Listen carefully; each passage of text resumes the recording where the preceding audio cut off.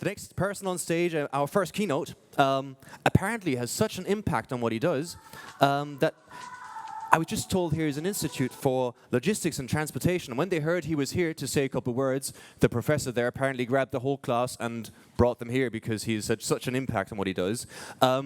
That's, for me, well, that's put us all into context. The title is called Disrupting Transportation, How to Beat Huge Private and State-Owned Players on Their Home Turf. It has something to do with wheels. Boys and girls, make some noise for André Schwämmlein of Flixbus. That's the part where you applaud, please.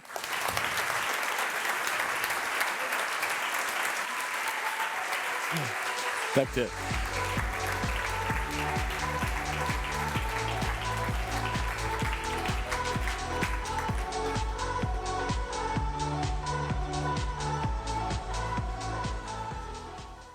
Hi.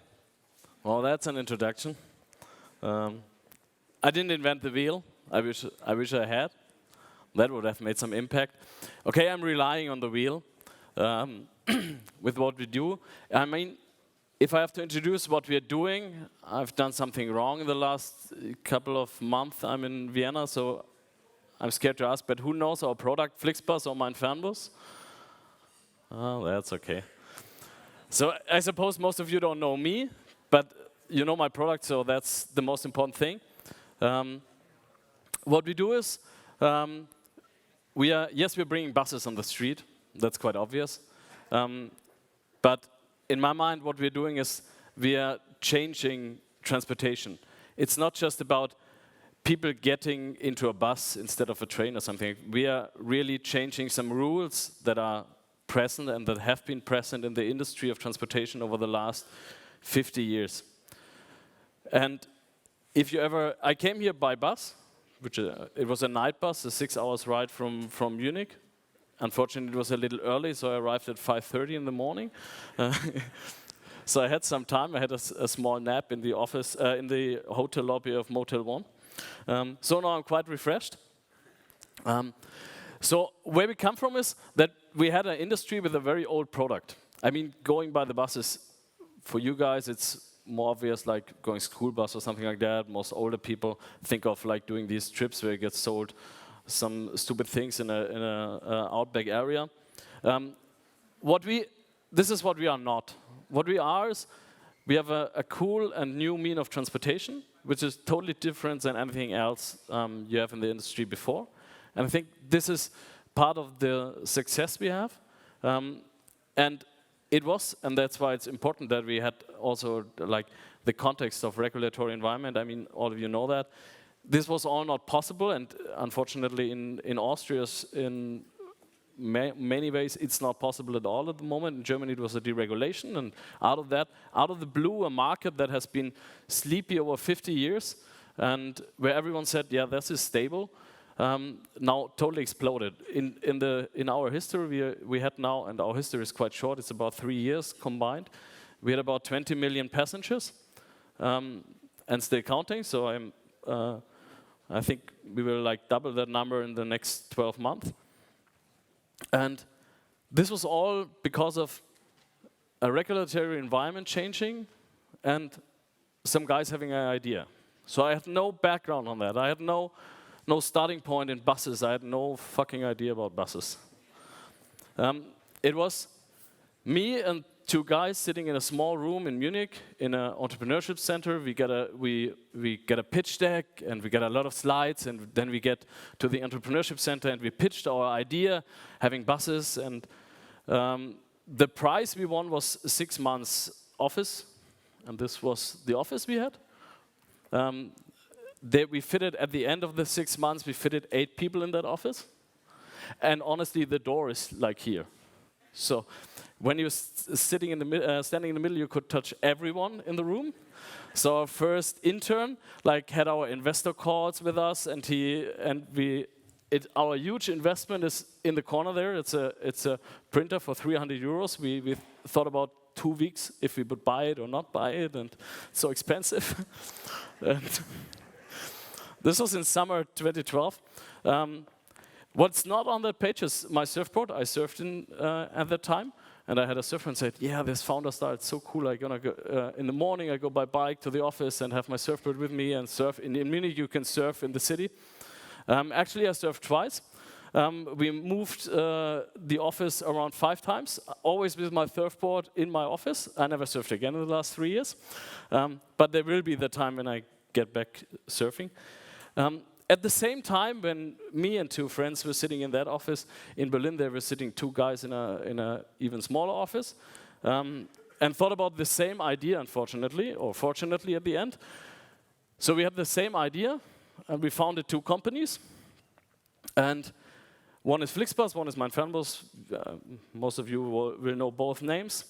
And who we are now is that if you look at the newspapers that were from like 5 months ago when we announced the merger of Flixbus and Entrepreneurship, in Germany, the 2 dominant players, it was like a new giant.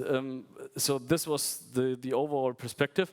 And it's quite strange if you look at, okay, this is just 2.5 years after 3 guys with an idea sitting in a room having nothing. And I mean, when we pitched, it was in front of an audience, and they asked, okay guys, what do you have? Do you have a prototype? Do you have an IT? Do you have funding? No, just an idea and slides. So guys, you're in PowerPoint mode. Yeah, we're in PowerPoint mode.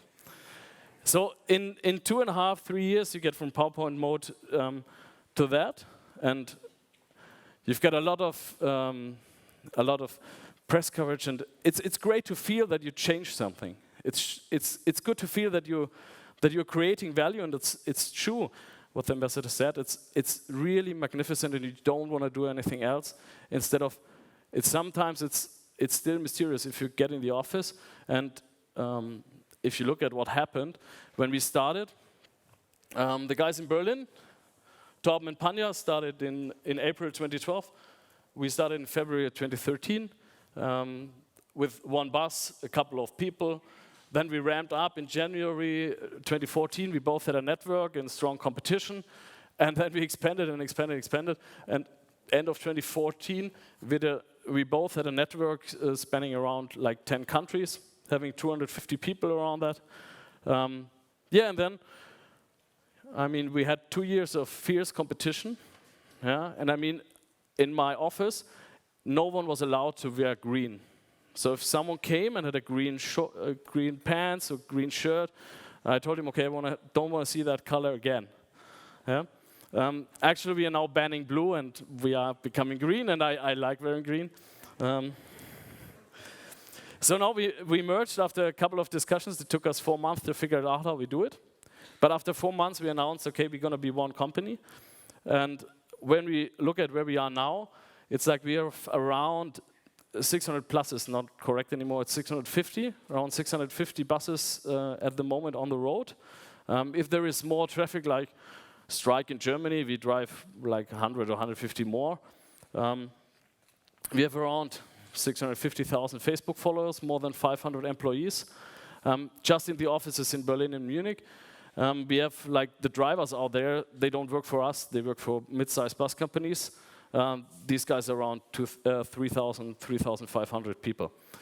So out of the idea, they developed a European network in like 14 countries where people can easily just hop on the bus, get a cheap ticket, and go for wherever they want to do. With more than 300 cities connected and having jobs for like 4,000 people. And it's a lot of that is, it happens and you don't have a plan for that. So did I see that coming 3 years ago? Absolutely not. But if you look at where we come from, the potential, and you always have to think of what can we do, and we are in an environment, and everybody asks, if I give an interview, people ask me, what's about the strong competition about trains and the Deutsche Bahn and Deutsche Post and ÖBB and everyone, they're fierce competitors, and Megabus is a huge company, and National Express, everyone's bigger than you. It doesn't matter. Don't care about anyone telling you you can't beat someone. It doesn't matter. I mean, we think the market is like 1 billion, and it could be even more if we convince people not to use their car. It could be endless.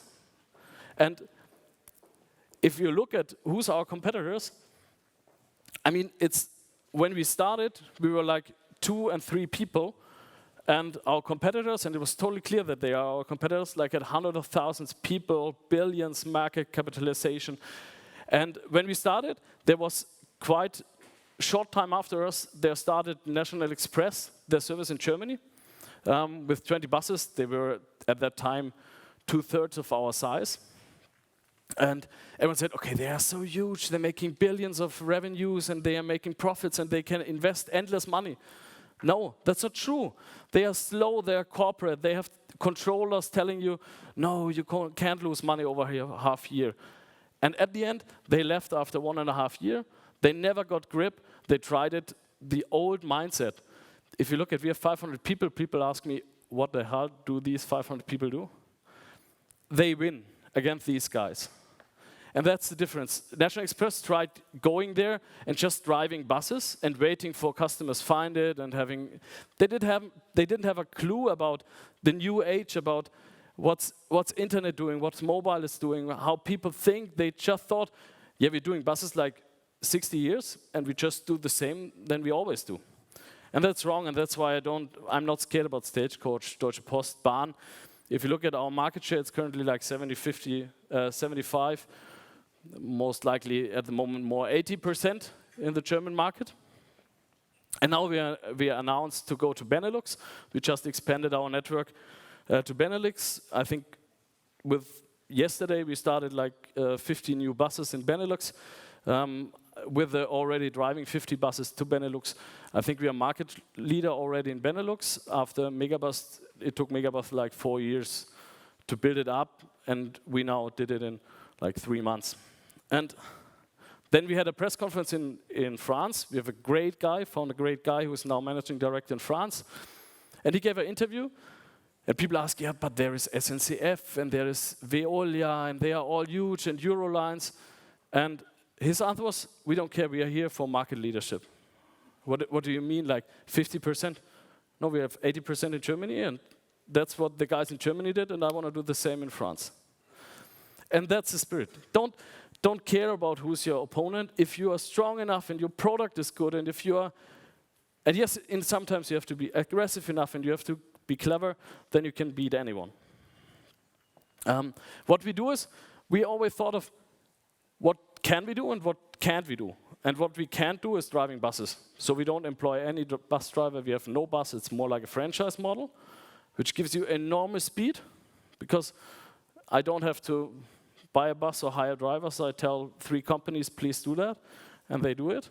So we can grow in an enormous speed, and we focus on what we can do best. We construct a network, we do the marketing sales part, and we do sales, distribution, service, so all the e-commerce. And if I'm honest, we are 2 companies in one. We are a transportation company who cares about all that stuff with buses broken and all that things. We have like hundreds of people doing that. But we have hundreds of people who are doing e-commerce. It's pure e-commerce. It doesn't matter. We could sell shoes. I mean, we prefer to sell bus tickets, but we could sell shoes. It doesn't matter. And we essentially, at the moment, we are selling bus tickets, but in Austria, we are cooperating with Westbahn and selling train tickets. And we are thinking beyond, because at the end, we do not selling only bus tickets, we sell transportation, because it's not that you come to us because you need a bus ticket, because you need to come from Vienna to Berlin or Vienna to Munich. And if I give you another mean of transportation, you might pick that one. So we're already thinking of what else can we do beyond buses, but we can't stop growing the buses because Europe is large and we are not even finished. And you have to do a lot of things different. And this is, think of where you can put an advantage on existing markets, on existing structures. And of course, everyone else out there, when we started, knew better to go by bus. Everyone had more experience in running a bus. We had no clue. Yeah? It took me like a year to understand what type of buses there are. But it doesn't matter. Focus on what you can do. We invested a lot in marketing, in IT, in a lot of things that make a difference in the product and in winning customers. And we said, okay, if you can't do it, then source it somewhere, but focus on the things you do. And we do everything in-house. We have no agencies. We have that's why we have 500 people. If you do marketing, I don't give money to someone. We have people there who think of what's the perfect marketing we want to do. And our vision, where we want to be, is we want to be Europe's most innovative and popular long-distance provider. And what does it mean? It's innovative does mean that we want, if Deutsche Bahn now announces they are putting Wi-Fi in their trains in 2017, we announce, okay, this year we will have entertainment in every bus. So you can stream entertainment in the bus anytime on your own device. Yeah, and if they announce we will have a new idea about the booking platform, we will implement it like 2 years ahead of them. Don't stop running. Don't get lazy. Don't rely on what you already achieved. Just keep running. And this is the mindset and the philosophy our team works in. And on the other hand, we have to deliver a great product, because it's absolutely right, you won't have a huge success if you don't have a product which A, solves a problem, or B, is what the people who use it like and keep on using it, because otherwise you're just exchangeable, and if someone gets a better price, then he takes the other product. So being popular just doesn't mean that everyone has to like me. Honestly, I don't care too much if people like me. But they have to like our product. They have to get in the bus and say, that's great product. They have to get out of any mean of transportation we're doing and say, that was a good journey. And they get a customer feedback at the end, and we're going to improve it every day. It's not perfect yet. I know that. I mean, when I came here, of course, I thought, okay, the driver could have been a little more friendly when we started in Munich, and maybe shouldn't have turned on his radio when we entered Vienna because everyone was sleeping. But it's still not perfect, but you have to work on it every day. And my last thing is just some food for thought about what does it mean to have a startup, and some learnings we had over the last years. And one is, you have to try. You don't know in advance. You have no clue about what's coming up. You can make great plans. I did 3 years of strategy consulting. We had fantastic slides, and we all had to try, see, okay, that was wrong, that was right, okay, this was right, so we do it massively, and this we don't do again. So don't be scared to try something. If it's an idea, go out, bounce the idea with someone, try to find customers, try to find your model. I mean, when we pitched our business model at bus companies, we told them this is the idea, and they had some questions, and it was obvious that we didn't have thought about, for example, a loyalty program or something. And we said, okay, we will bring you next time. We have a great plan for that. And we brought it, and we had a nice slide. At the moment, we don't have a loyalty program because it didn't work out. It's too complex, but we tried. Yeah, and maybe one time we will have again a loyalty program. So try, don't be scared of making mistakes. And sometimes you will do terrible mistakes. And if I look back, I made mistakes and decisions which cost hundreds of thousands of euros. Don't be scared of that. I mean, you will make wrong decisions. As an entrepreneur, you make thousands and thousands of decisions every day. From buying a printer, yeah, which is a huge decision, and it was right, we still have the printer, to planning a line. We planned lines, some went out great, and some were a disaster. But if it's a disaster, then say, okay, I was wrong, stop it, we do something else, and we earn money there. So try, make mistakes, but don't make them twice. Learn out of your mistakes. And one word we always said is like, okay, when we started, that's a nice example. We started and we hired 2 days before we got operational, we hired one service person. Because our first hypothesis was, how complex can it be to run a bus from A to B? And what questions should customers have? I mean, it's a bus, you get in, you get out. How complex can that be? It's hell of complex. I spent my whole Easter on the telephone, so we did all service ourselves from 6 in the morning to like 10 in the night. You couldn't even go to the toilet. So I was on the phone all the day, because the message is, if it can go wrong, it will go wrong. So Murphy's Law is 100% right. Never, and sometimes it's okay if you accept that it can, it's no problem. But you don't tell yourself everything's going to be okay. They won't ask that questions. They won't find that bug. They will find. If you have enough customers, they find every mistake you make. But that's okay. I mean, don't be scared. That's really the most important thing, and be aware of that. Because at the end, this is what's the difference between you guys and the big corporates you're up against.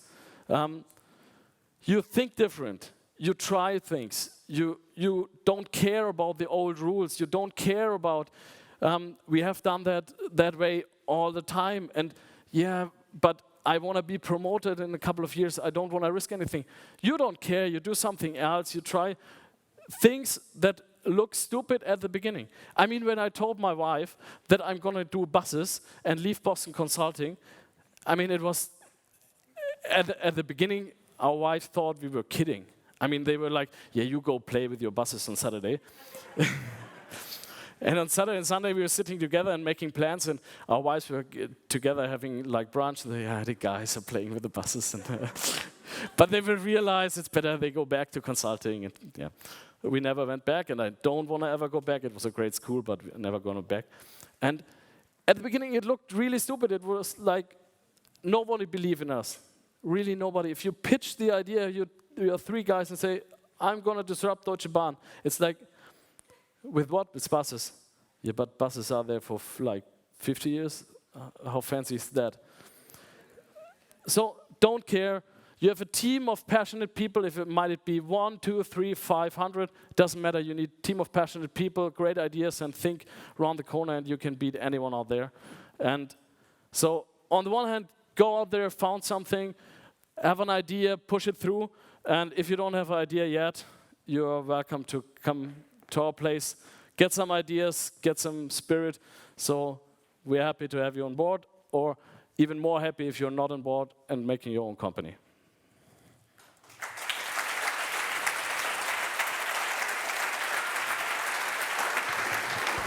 Soll ich noch Fragen beantworten?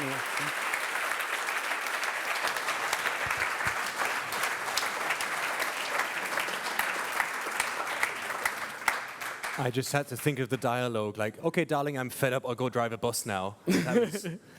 Boys and girls, we have time for 2 questions from the audience. Just out of an interest, who might have a question, raise your hand. That's number 1. That's number 2. Marvelous, thank you. By the way, just saying, fortune favors the brave. Just think of that sentence. Always pays off to be brave. Please, first question. Hi, you just said you want to expand to France, is that correct? Yeah. How do you plan to beat the competition other than just on price? Because, like you said, it's just a bus where you get in and get out. Yeah. Thank you. The question of how we differentiate is very important. It comes over the whole 3 years, because at the end, you're totally right, it's a bus. Everyone can buy a bus and run it from A to B. And it's a lot of things. I think our product is great. So we have passionate team producing great product. So this is one thing. I think we are on marketing sales side, we are far better than anyone else out there. So we are the only ones. If you look, the industry average is like 50% utilization. I mean, in a good day, I'm like 20, 30% points above that, and everyone else is 20, 30% points below that. And it's the same bus, it doesn't matter, but we make it full. So we have an advantage on the e-commerce side. And the other thing is, this game is like, it's a network game. It's like economies of scale, because of, if I offer you from Vienna, like, just guessing, like 50 cities where you can go, and someone else is offering like 5, guess who you're booking in the future. So growing with a significant speed, in a great e-commerce style, winning customers and having a great product, this is the mix that makes the difference. And then I don't have to charge always €5 less, then I don't have to care about the competition, I just have to be better. Thank you. And there was another question over there, please. Thank you for the presentation. I would like to ask about how did you go about finding funding?